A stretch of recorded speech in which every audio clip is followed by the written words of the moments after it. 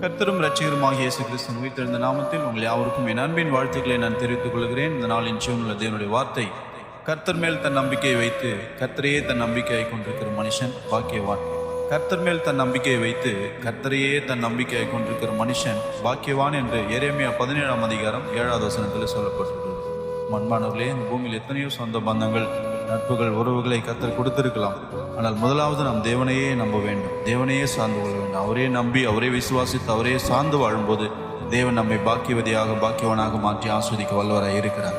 எந்த சூழ்நிலையில் நாம் கர்த்தரை நம்பி ஜீவிக்க வேண்டும். அன்புள்ள ஆண்டவரே, நண்புக்காக நன்றி செலுத்துகிறோம். இந்த வார்த்தையை கேட்டுக்கொண்டு ஒவ்வொரு பிள்ளைகளையும் நீர் ஆசீர்வதிப்பீராக. பாக்கியவதியாக, பாக்கியவனாக உண்மையை நம்பி வாழ கர்த்தர் கிருபை செய்வீராக. பரலோக பரியந்தம் ஆண்டவரே, முடிவு பரியந்தம் நீ நடத்தி செல்ல நீர் போதுமானவராக இருக்கிறீர். ஆண்டவரே, ஒவ்வொருவரையும் உண்மையை நம்பி வாழ கர்த்தர் கிருபை தருவீராக. மீட்பர் இயேசுவின் நாமத்தில் துதிகன மகிமையெல்லாம் செலுத்தி ஜெபிக்கிறோம் ஜீவனுள்ள நல்ல பிதாவே, ஆமென். God bless you. கர்த்தர் தாமே உங்களை யாவரையும் ஆசீர்வதிப்பாராக.